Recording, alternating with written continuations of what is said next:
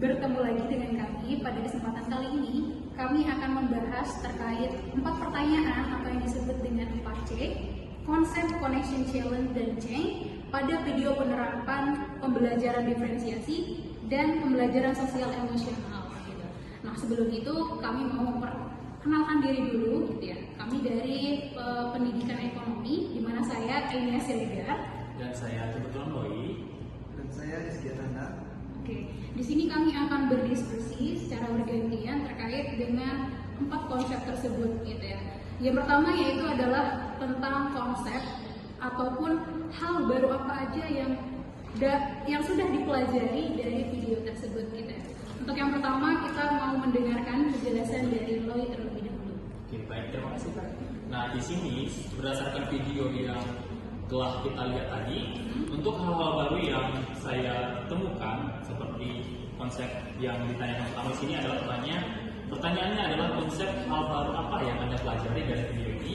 Di sini saya menemukan yaitu penggunaan teknik scaffolding dalam proses pembelajaran kelompok, yang mana teknik scaffolding ini dia guru langsung mengarahkan siswa secara intens dan perlahan tidak secara langsung secara intens tersebut. Nah, hal baru yang kedua yang saya temukan dalam video pembelajaran video tersebut yaitu di sini saya melihat ada cara mengaitkan konten pelajaran dengan PSE dan kearifan lokal, gitu Kak.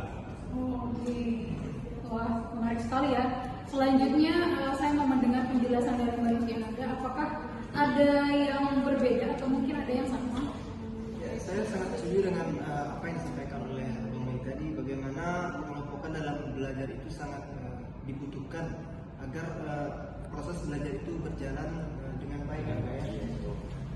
Nah, saya juga melihat bahwa di dalam video itu terdapat pengelompokan siswa laki-laki dan juga siswa perempuan, yang mana siswa laki-laki dipisahkan dengan siswa perempuan sehingga akan terjadi bentuk atau keadaan di dalam kelas itu menjadi lebih baik. Lebih kondusif seperti itu ya. Iya, benar sekali ya. Dan di sini saya pun sebenarnya berpendapat yang sama gitu ya. Sebenarnya hasil dari yang saya tulis di sini adalah hasil dari pendapatnya Bang Loi dan Bang Rizky gitu ya. Nah, untuk itu langsung saja kita ke bagian connection gitu ya, yaitu tentang hal-hal apa yang kita temukan dalam video yang berkaitan dengan pembelajaran diferensiasi gitu ya. Nah, untuk hal ini saya mau minta pendapat dari Bang Rizky Ananda terlebih dahulu. Ya, dari apa yang saya peroleh gitu kan ya. Berdiferensiasi ini menurut saya itu kembali lagi yaitu bagaimana kelompok belajar ini tentang bagaimana susunannya, yaitu siswa yang masih kurang paham akan memperoleh jatah atau pengajaran yang lebih banyak dibandingkan dengan siswa yang lebih aktif dan bisa gitu. Mungkin dan itu juga tergambarkan di video ketika guru itu membuat kelompok dan interaksi guru paling banyak itu adalah ketika dengan kelompok yang memang kurang paham gitu ya. Oke, selanjutnya mau dengar pendapat dari Loi sendiri bagaimana? Oke. Nah, berdasarkan konsep tersebut, bagaimana di sini connection. Di sini saya menemukan dalam video tersebut di sini dalam pembelajaran berdiferensiasi, sini terjadi pembentukan kelompok dalam kesiapan belajar peserta didik. Nah, menurut saya dengan adanya pembentukan kelompok ini akan membuat siswa lebih fokus dalam belajar. Dan di sini juga saya menemukan yang kedua yaitu dengan terdapat tadi praktik atau memudayakan membaca pada sila pertama yaitu ketuhanan yang Maha Esa. Iya, wah menarik sekali ya. Di sini saya setuju banget, sepakat banget sama Bang Loi dengan Bang Rizky. Dan di sini yang buat penambahan di tempat saya ialah tentang teknik scaffolding gitu ya. Seperti yang kita ketahui bahwa teknik ini dipakai ketika ada kelompok atau siswa yang belum memahami pembelajaran dan guru akan menggunakan teknik tersebut gitu ya. Dan itu juga merupakan salah satu pembelajaran yang sangat berkaitan dengan pembelajaran diferensiasi gitu. yaitu terkait konsep atau hal baru apa yang belum bisa kita terima atau masih menjadi tantangan bagi diri kita. Nah, untuk itu saya mau mendengarkan penjelasan dari Bang Loy terlebih dahulu. Baik, terima kasih. Nah, di sini yang menjadi tantangan bagi saya sendiri dalam video tersebut, di sini tadi terdapat gambaran video yang mana menunjukkan bahwa guru tersebut menasihati peserta didik terkait tentang perbuatan yang mungkin kurang gitu. Jadi menurut saya ini menjadi tantangan bagi saya apabila menurut saya tidak semua peserta didik itu dapat menerima nasihat dari kita. Itu merupakan tantangan bagi saya. Nah, oke, itu dari saya kan. Cukup. Selanjutnya ke Bang Rizky Ananda. Ya, saya sangat setuju dengan apa yang disampaikan oleh Bang Loy bahwa ini siswa ini akan mendapatkan dispensasi jika siswa ini memiliki bakat atau minat sesuatu kan. Nah, makanya dengan adanya dispensasi ini membuat kelonggaran bagi siswa tersebut agar bisa mengikuti proses pelajaran ke depannya. Jadi dia tidak tertinggal dalam proses segi pembelajaran dan juga bakat dan minatnya itu juga bisa terlaksana. Oke, benar sekali ya. Di sini saya mau menambahkan yaitu satu mungkin yang masih jadi tantangan gitu kan buat diri saya pribadi, yaitu adalah pembagian kelompok sesuai hasil pemetaannya gitu ya.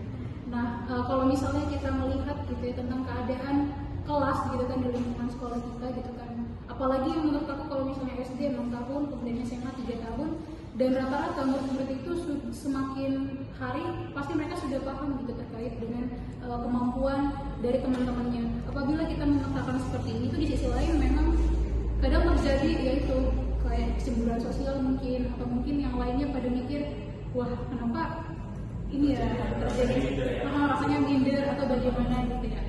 Nah, itu sih mungkin yang masih menjadi tantangan.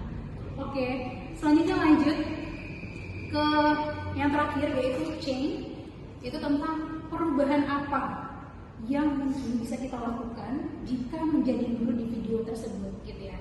Nah, di sini saya mau mendengarkan dari dari video yang saya lihat juga perubahan yang mungkin akan saya terapkan jika saya menjadi seorang guru itu tadi pengelompokan yang kurang efektif karena pengelompokan ini meletakkan siswa yang masih kurang mahir gitu di bidangnya dengan mahasiswa yang kurang mahir semua. Jadi lingkaran itu mereka yang tidak mahir gitu kan. Sementara di sisi lain, di kelompok lain akan diletakkan mahasiswa yang peserta didik yang pintar. Nah, ini akan berdampak kepada psikologis peserta didik. Nah, saya ingin mengubah agar supaya kelompok itu menjadi rata, agar proses pembelajaran itu bisa efektif. Oke, berarti proses pengelompokannya harus lebih bervariasi gitu ya. Seperti itu. Oke, selanjutnya saya mau mendengarkan pendapat dari Bang Loy. Baik, terima kasih Kak. Nah, dari video tersebut di sini perubahan yang akan saya lakukan apabila saya seorang guru di dalam video tersebut, saya melihat bahwasannya di situ dengan mengingat bahwasanya kita berada pada perkembangan zaman teknologi, di sini kita dapat memanfaatkan media pembelajaran berbasis teknologi. Nah, kita dapat menggunakan media pembelajaran seperti Wordwall dan quiz, begitu kan. Nah, dengan penerapan media pembelajaran tersebut, kemungkinan peserta didik akan lebih aktif dan kreatif di dalam kelas. Wah, ya. Semakin menarik dan pembelajarannya. Ya, nah di sini saya juga mau menambahkan yaitu tentang 2 poin lagi. Yang pertama itu adalah membudayakan refleksi menyeluruh oleh siswa gitu ya. Seperti yang kita lihat di video tadi gitu ya. Guru itu hanya mempersilahkan itu siapa yang ingin bertanya gitu. Tapi bukan menyuruh untuk seluruh siswanya untuk menyimpulkan gitu kan. Untuk menyimpulkan terkait pembelajaran apa gitu kan. Akhirnya siswa lain merasa tidak ikut andil dalam kelas tersebut kayak gitu. Dan yang kedua ialah budaya apresiasi. Nah, akan lebih menarik lagi dan akan lebih perfect lagi gitu kan ketika guru tadi itu menerapkan budaya apresiasi kepada siswanya gitu ya. Mungkin untuk siswa yang sudah melakukan dan mengusahakan proses pembelajaran dengan baik dan sebagainya kayak gitu. Oke, itu dia tadi terkait 4C yang sudah kami dapatkan di dalam video penerapan pembelajaran berdiferensiasi, dan kami berharap semoga melalui video itu kita bisa sama-sama berefleksi gitu ya, terutama untuk kita calon guru gitu ya, dan kita bisa tahu apa yang bisa kita lakukan ke depannya ketika kita menjadi guru. Oke, sekian dan terima kasih.